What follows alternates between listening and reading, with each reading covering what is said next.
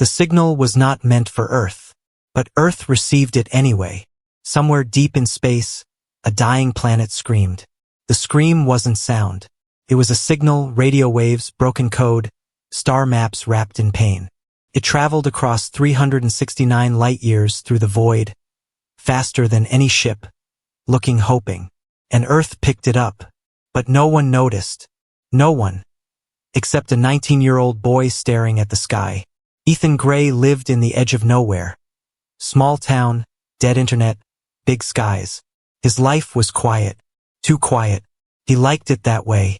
Every night, he sat on his house roof with an old telescope, searching for something different. Not aliens, not UFOs, just something more. That night, he found it. It was just after midnight when the stars flickered. One by one, like someone turned them off. Then, a flash. Not lightning. Green light. Silent. Sudden. Spreading across the desert like a wave. Ethan stood, heart thudding. What the hell? Then came the sound. Not thunder. A pulse. Like a giant heartbeat. Boom. The ground shook. He didn't think. He grabbed his flashlight and ran. No phone. No signal. Just instinct. He followed the trail of light and smoke across the dry sand. His boots crunched the cracked earth as he reached the crash site. It wasn't a meteor. It was a ship. Smooth. Silver. Shaped like a drop of water. Still steaming. And something inside it was moving. The ship's surface hissed. Steam rose. Then it opened. A soft blue mist rolled out. Ethan covered his mouth. From the fog, a shape stepped forward. Weak. Barely standing. A girl. But not a normal one. Her skin shimmered like the moon. Her eyes were deep violet. Hair like starlight. Blood, glowing blue, dripped down her arm. She looked at him. Not surprised. Just tired. You heard the signal, she whispered. What? Ethan stammered. She collapsed into his arms. Inside a nearby cave, Ethan lit a small fire. The girl lay on a blanket, breathing slow, eyes flickering open. I am Zyra, she said. I came to warn your world.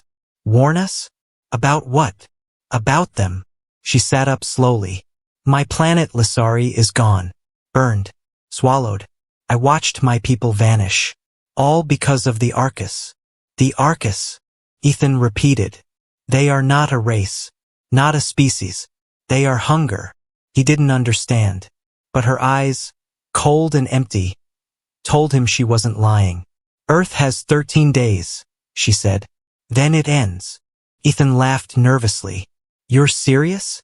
I traveled 369 light-years. I risked everything. And I crashed here. I don't have time to joke. She pulled a small, crystal-like chip from her belt.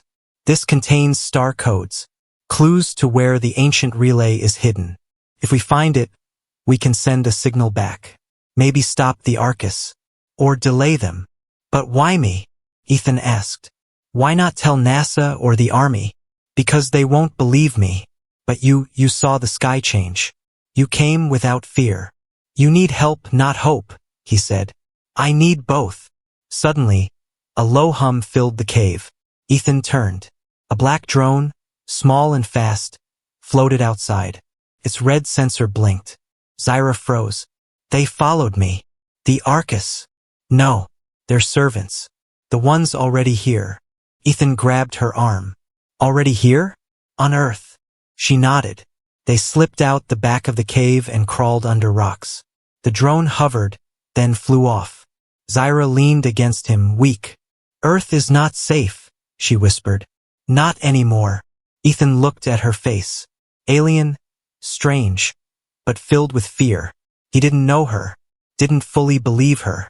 But he knew one thing. She came from the stars to warn us. And someone or something is trying to stop her. Then she whispered one last thing before she passed out. You're not alone, Ethan. They've already begun. He stared up at the sky. This wasn't about finding life out there. This was about stopping death down here. And he was the only one who knew. The hardest part about saving the world is getting someone to believe it needs saving. Ethan stood in the doorway of his garage, staring at the girl from the stars. Zyra was wrapped in a blanket, her skin still glowing faintly under the flickering light. She hadn't moved much since last night, but her eyes, sharp, violet, otherworldly, watched everything. She wasn't just lost. She was on a mission, and Ethan was the only person who knew. It had been less than 12 hours since her crash. The news called it a meteor incident. The military had blocked off the desert. Reporters had already forgotten it. No one mentioned the silver ship. No one mentioned the pulse in the sky. And definitely not the alien girl bleeding blue in Ethan's house. "Listen," Ethan whispered, pacing nervously. "We need help. We need to call someone. NASA, the government, anyone." Zyra shook her head. "No, you can't trust them. Not all of them are human anymore." Ethan froze. "What do you mean?" "They're being replaced. In secret. Like shadows wearing skin." He swallowed hard. "That's crazy." Zyra looked at him. "That's why I didn't land at a base. That's why I came to you." Ethan turned away. He wasn't sure if this was a dream or madness. But every time he looked into her eyes, he felt truth. Cold, silent truth. He tried anyway. He called a local observatory. He emailed a space science professor. He even posted a blurred photo of Zyra's pod in an online conspiracy group. The replies were quick. "Nice Photoshop. You need therapy. Try TikTok, bro." No one believed him. Zyra just watched silently. After an hour, she spoke. "Your people don't listen to truth. Only noise." Ethan sighed. "That's the problem. There's too much noise now." That night, Ethan took Zyra to an abandoned telescope station outside town. He worked there part-time, fixing equipment. It was quiet, cold, and hidden. He showed her the sky through the large scope. Zyra input a code into the system. A strange pattern of stars, spinning slowly. Then the screen changed. A star map. Glowing red dots showed planets, systems. Then one word appeared. Arkoss. 12.3 days remaining. Ethan stared at it. "It's real." Zyra nodded. "It's moving faster, feeding on solar energy. Once it's here, it won't stop." "What do we do?" "We need to find the relay beacon. It's buried somewhere on your planet. If we send a signal, maybe the Arkoss will change course." Ethan looked outside at the dark hills. "Earth is big. How do we even begin?" Zyra smiled faintly. "We start where they don't want us to look." As they left the observatory, a black car waited far down the road. Inside, a man in a suit watched the camera feed from a drone. He zoomed in on Zyra. "Found her," he said into his earpiece. "The girl has made contact." "Orders?" asked a voice. "Observe. For now." The man closed the laptop. He wasn't blinking, because he didn't have eyelids. Later, in Ethan's garage, Zyra sat alone, staring at a cracked photo frame. It showed Ethan as a boy standing with his parents. "They're gone?" she asked. Ethan nodded slowly. "Car crash. Years ago." Zyra didn't say, "I'm sorry." Her kind didn't have words like that. Instead, she touched the photo gently. "You lost your family. I lost my world. Maybe that's why we met." He looked at her. "You're not like them. The bad aliens. The Arkoss." "No," she said. "But I carry their target. They want me erased." A soft hum came from outside. They both stood. A drone hovered near the window. Ethan grabbed a metal pipe and stepped outside fast, swinging at it. The drone dodged and flew up into the sky. He turned to Zyra. "They know where we are." She nodded. "Then we run." "But where?" "To the old mines. I saw it from orbit. There's something buried there. It might be the first clue." "And if we're wrong?" Zyra's eyes locked with his. "Then Earth dies in 12 days. As they packed to leave, Ethan paused. His hands shook. He looked at the girl who came from the stars, with pain in her voice and fire in her blood. No one believed her. No one but him. And maybe that was enough. Some secrets are buried for a reason. Digging them up can wake monsters. The sun had not yet risen. Ethan drove the old Jeep down a dusty road, headlights cutting through the fog. Zyra sat beside him, silent, staring at a hologram in her hand. It showed an old map. A blinking red point pulsed near a mountain range. "That's where it is," she said. "I saw it from orbit. Something ancient is hidden there." "You really think the signal beacon is underground?" Ethan asked. Zyra nodded. "My ancestors placed hidden relays on young planets long ago, to warn others if the Arkoss returned. Earth is one of them." Ethan glanced at her. "Why Earth? Why hide it here?" Zyra's eyes didn't blink. "Because your world was once part of the plan. But something went wrong." They reached the entrance of an old mining site. Rusty gates, broken warning signs, silence. "Place has been shut down for years," Ethan whispered. Zyra stepped forward, holding a glowing shard. As she moved closer to the rocks, the shard pulsed brighter. Ethan followed her through a narrow path. They entered a wide cave where the ground had cracked. A cold wind came from below. Zyra knelt beside a stone wall. "There," she said, touching a strange symbol. "That's not human." Ethan stared. The carving was smooth, glowing faintly. A triangle with a circle inside. "I've seen that before," he whispered. "On an old rock at the museum near town." "It's a star code," Zyra said. "A mark of the builders. My kind once served them. Before the Arkoss came." She pressed her shard into the symbol. The wall shook, stone crumbled, and a hidden door opened. They stepped inside. Behind the wall was a chamber, metal, not stone. Ancient, silent, and full of dust. Lights blinked on slowly as they entered. Symbols glowed on the walls. The floor vibrated softly. "It's still alive," Ethan said. Zyra smiled. "Good." In the center of the room stood a large pillar. Floating inside it was a crystal sphere, spinning slowly. Images flashed within it. Stars, planets, warnings. "This is it," Zyra whispered. "The first signal node." "What does it do?" "It listens, watches, sends distress signals across galaxies. If we can fix it, we can send Earth's warning. Maybe the Arkoss will avoid us. Or they'll come faster," Ethan muttered. Zyra paused. "Yes." Suddenly, a sharp sound echoed through the tunnel. Metal clanging. Footsteps. Ethan turned off his flashlight. Zyra pulled him behind the pillar. From the shadows came 3 men in black gear. But they moved wrong. Too smooth. Too quiet. One of them touched the wall and spoke in a static voice. "Confirming signal match. Alien presence verified." Zyra whispered, "They're not real humans. They're hollow." "What does that mean?" "They're controlled. Like puppets." The intruders began scanning the chamber. One of them turned toward the crystal. "Retrieve the core," he said. Zyra gritted her teeth. "We can't let them take it. If they do, Earth loses its only chance."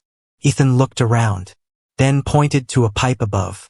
"If I hit that valve, steam will blow everywhere. We run while they can't see." Zyra nodded. Ethan picked up a rock. Took aim. Smash!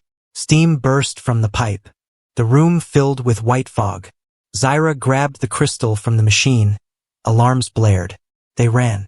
The hollow men fired glowing darts into the smoke. One barely missed Ethan's leg. They climbed back up the tunnel, coughing, heart pounding. Behind them, the chamber started collapsing. The mine was coming down. Outside, the sun was rising.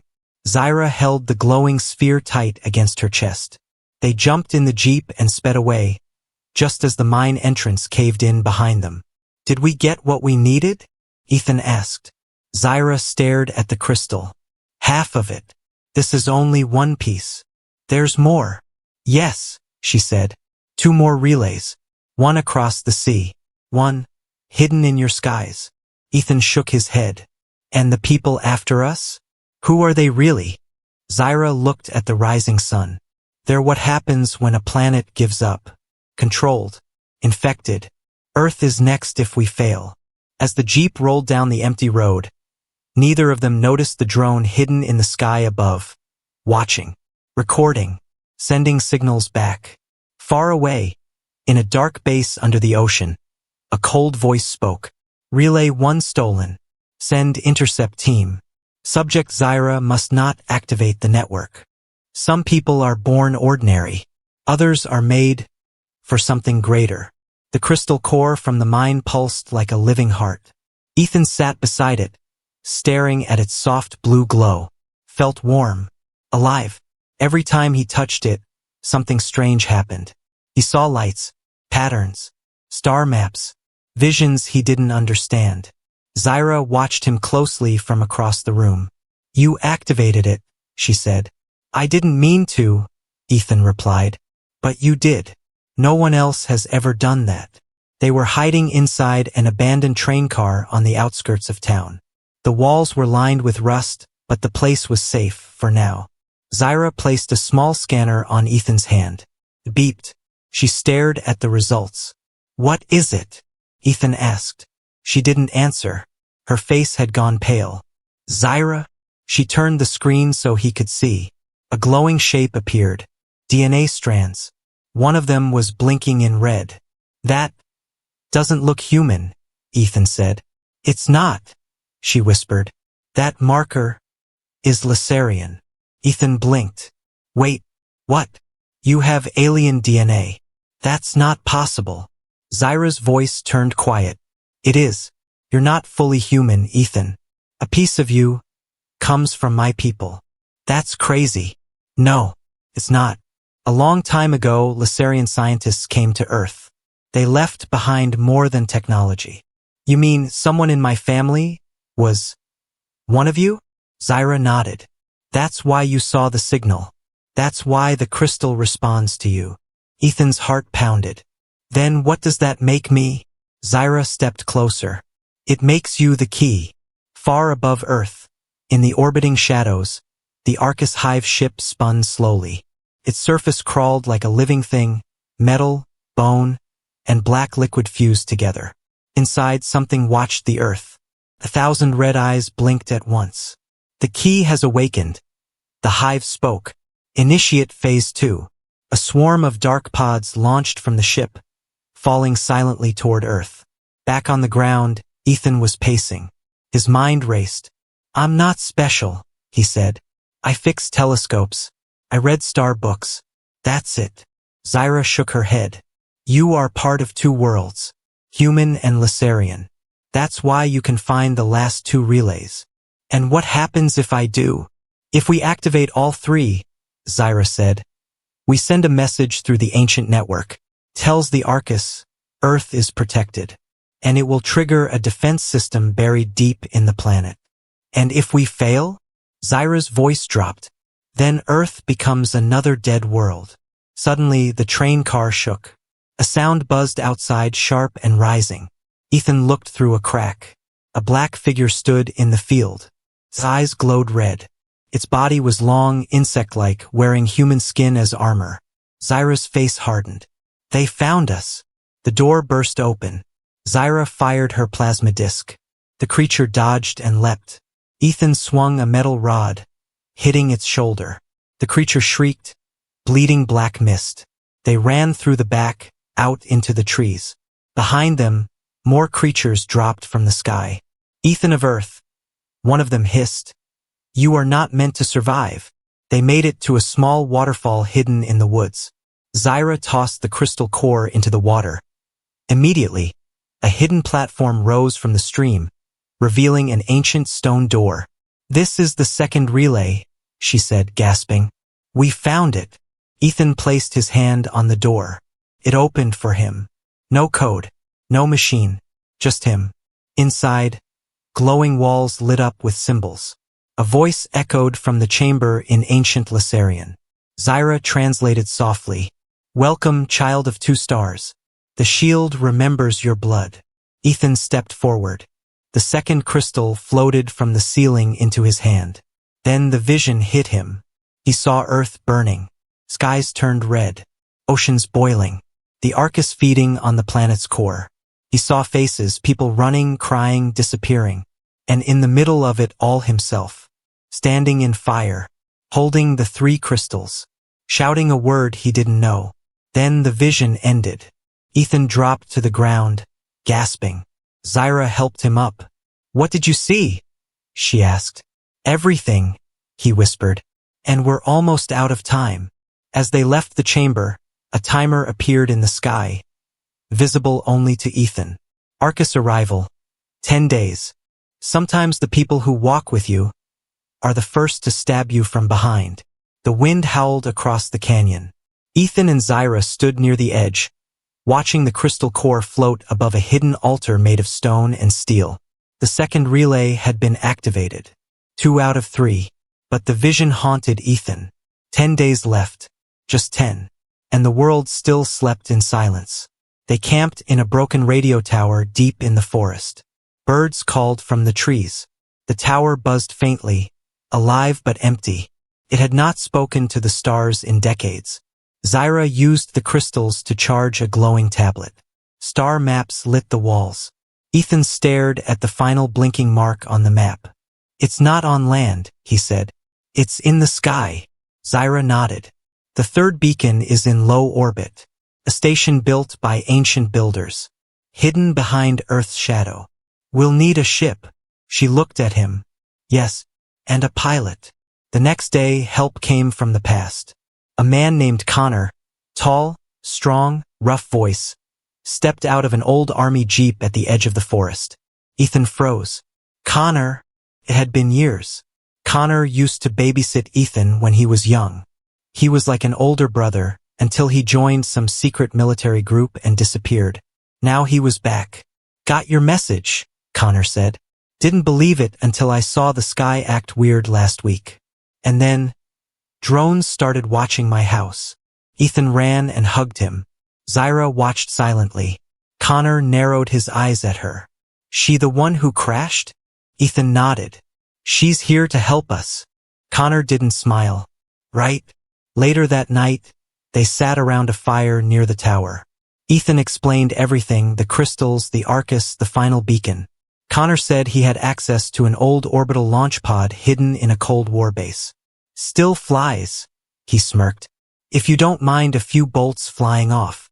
Ethan laughed. Zyra didn't. She was watching Connor's hands. His face. His heartbeat. Something felt off. Midnight. Zyra stepped outside to collect energy cells from the scanner. That's when she heard it. A whisper. Static. Quiet. Mechanical. She followed the sound. Behind the tower, hidden under a tarp, Connor stood alone, speaking into a black cube. Subject is unaware. Target Zyra will be neutralized at the pad. Extract the hybrid alive. Zyra froze. Connor was a traitor. She turned, but too late. A shock dart hit her in the neck. She fell to the ground, convulsing. The stars spun above her. Connor stepped over her, face cold. I really did like you, kid, he whispered. But Earth isn't for your kind. Inside, Ethan woke to a thud. He found Zyra missing. Then Connor walked in, calm and smiling. She ran off, he said. Said she needed air. I'll go look. But Ethan wasn't stupid. Connor's boots were wet with blue blood. Zyra's blood. Ethan grabbed the scanner from Zyra's kit and followed the signal. Deep in the forest, he found her. Tied to a tree, eyes barely open. I knew it, Ethan whispered. Connor, Zyra coughed. He works for them. Not the Arkoss. Something else. A human group. That made a deal. Ethan cut her free. Suddenly, a sharp voice rang through the forest. You shouldn't have done that, Ethan. Connor stood behind them, holding a strange rifle. You could have lived, he said. But you chose her. Ethan stepped in front of Zyra. No, he said. I chose the truth. Connor fired. Ethan dove. The bullet hit the scanner, shattering it. Zyra rolled and launched a pulse wave. Connor flew back, crashing into a tree. Alarms sounded across the tower. Drones swarmed in. They weren't Arkoss made. They were human tech. The betrayal was bigger than they thought. They ran. Zyra weak. Ethan angry. By morning, they reached a hidden train tunnel. Safe. For now. Ethan sat in silence. Zyra placed her hand on his shoulder. You trusted him, she said. I did, Ethan whispered. And I'll never make that mistake again. He looked at the stars. Next time someone betrays me, they won't live long enough to smile about it. Far above Earth, the Arkoss ship grew darker. Its limbs stretched across orbit like spider legs. Inside, a new message arrived. Zyra injured. Ethan awakened. Final beacon not yet reached. The Arkoss did not speak. It roared. The countdown continued. 8 days left. You don't sneak into the belly of a monster to escape. You go there to kill it. The sky over Earth turned darker. Not because of clouds. Because something enormous had entered orbit. It blocked the sun like an eclipse. But no human noticed. The thing bent light around itself. Invisible to satellites. Hidden from cameras. But not from Ethan. He felt it. In his skin. In his bones. Ethan and Zyra crouched in the ruins of an underground rail yard. Dust covered their faces. They hadn't slept in 2 days. Zyra's arm was burned. Bandaged in strips of Ethan's shirt. They had 2 crystals. 1 relay left. And only 8 days before the Arkoss arrived. Except, it was already here. Hovering above Earth like a shadow with teeth. Zyra leaned on the rusted wall. The last beacon isn't on Earth anymore. The builders lifted it into low orbit to hide it from corrupted worlds. So it's inside the enemy ship now? Ethan asked. She nodded. Or near it. Maybe even powering it. He stood, pacing. Then we have to get on board. That ship is alive, Ethan. It will know us the second we step in. He looked at her. Then let it know we're not afraid. They traveled north, Zyra guiding, Ethan driving. Across snowy hills and long-forgotten roads until they reached an old space elevator site. It had been shut down decades ago. But Zyra had tech. And the elevator had a forgotten backup generator. Left by humans who never knew they were building stairs to death. They powered it up. The elevator hissed, groaned, and rose. Through the clouds. Past the sky. Into silence. And then, they saw it. The Arkoss ship. Huge. Black. Stretching like a city made of nightmares. No windows. No engines. Just slow movement. Like breathing. Zyra stared. This ship destroyed 42 planets. And now it waits to feed on Earth. Ethan gripped the metal rail. Then let's poison its stomach. They docked at a dark outer tunnel. Ethan held a scanner. Zyra carried the last crystal. They stepped inside. The ship was not metal. It was flesh and machine. Pulsing. Breathing. Watching. Lights moved beneath the walls like glowing veins. The air smelled like rust and fire. Keep walking, Zyra whispered. But the ship was already awake. Inside, creatures moved. Not guards. Cells. Pieces of the ship broke free and formed shapes. Limbs. Eyes. Claws. They didn't speak. They didn't need to. Their hunger said everything. Ethan and Zyra ran through winding halls, sliding under closing doors, dodging tendrils that tried to grab their arms. They reached the central core, a glowing heart of energy, surrounded by thousands of whispering voices. Ethan stepped forward. The heart pulsed, then spoke. Child of Earth, half of light, why do you come here to die? Zyra gasped. It's the Arkoss itself, speaking through the ship. Ethan raised his voice. I didn't come to die. I came to warn you. The heart laughed, a horrible echoing sound. We do not fear warnings. We eat them. Zyra shoved the crystal into a glowing port. The ship screamed. Everything shook. Sparks fell from the ceiling. Shadows ran across the walls like rats. Ethan grabbed the core unit and ripped a panel open. Inside was the final beacon, small, white, ancient. Just as he pulled it free, a spike shot through Zyra's chest. Time slowed. Her eyes widened. She looked at Ethan, then down at the black spear of energy piercing her heart. She dropped. No! Ethan shouted. He fired Zyra's pulse weapon at the shadow behind them, burning a hole in the wall. Smoke filled the chamber. He grabbed her, blood on his hands, glowing, blue, fading fast. Her lips moved. Finish! The signal. Then her eyes closed. Ethan ran with her body in his arms. The ship was collapsing. The Arkoss had felt the pain, and now it was bleeding. He reached the launch dock, slid her into the escape pod, held her hand. "I'm sorry," he whispered, "but I'm not done." He pressed the launch button. The pod flew back to Earth, Zyra's body glowing faintly in the dark. Ethan turned back, alone now, angry. "You wanted to know what I came here for?" He jammed the final crystal into the beacon, then into the ship's power core. "I came to end you." The Arkoss screamed again. The ship cracked. Lightning surged. The final signal fired through space across galaxies. A warning, a scream, a light. Earth had been marked as resistant. Ethan stumbled into a side pod and ejected just before the core melted. The Arkoss ship began to fall apart, pieces burning as they fell through Earth's atmosphere.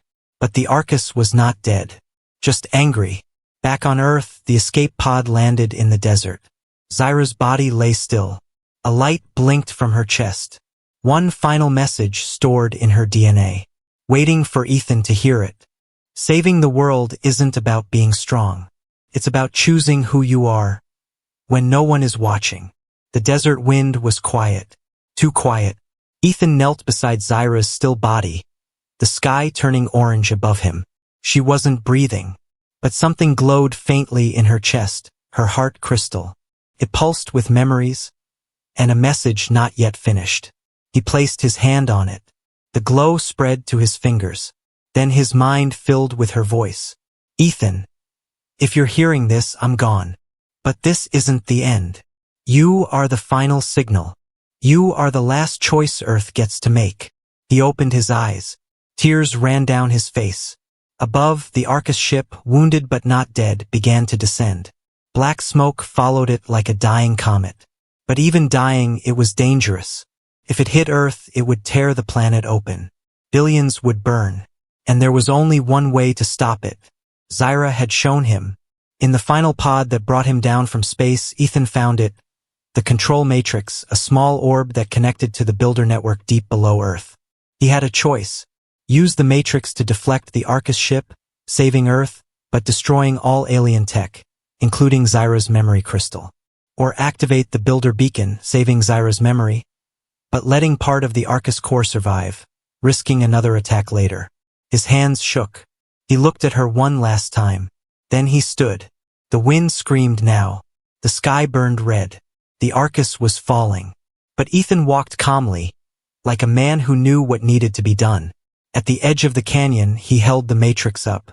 The crystal inside Zyra's heart blinked once, then stopped. He whispered, "Thank you, Zyra," and made his choice. Lightning exploded across the sky. The matrix unleashed a pulse that shot deep into the Earth's crust, activating the ancient planetary shield. From the oceans, from the forests, from space, 3 giant spires rose, glowing blue. The Arkoss ship slammed into the shield and shattered. A ring of light blasted across the planet. Cities paused. Birds fell silent. Time itself seemed to stop. Then peace. The Arkoss was gone. Ethan collapsed beside the pod, exhausted, but alive. The Earth had survived. Zyra had saved it, and so had he. Weeks later, the world had changed. News channels talked of strange lights in the sky, secret energy readings, unknown objects seen from the moon. But no one truly understood. Only one person knew the truth. Ethan. He kept Zyra's crystal in a small glass case beside his telescope. It no longer glowed. But sometimes, at night, when the stars were quiet, he heard her voice in his dreams. "Thank you for believing me." 1 year later, a signal reached a distant planet in another galaxy. The message was clear. Earth resisted the Arkoss. Beacon successfully activated. Resistance confirmed. And far away, in the darkness between galaxies, something ancient opened its eyes. Not Arkoss, not Builder, but something else. And it smiled. Epilogue, final scene. Ethan sat under the stars. He wasn't the same boy from 7 parts ago. He had seen death, betrayal, love, hope. And somewhere deep inside, he knew this was not the end, just the beginning. Because Earth was no longer just a target. It was now part of the galactic story. And Ethan? He was the human who believed.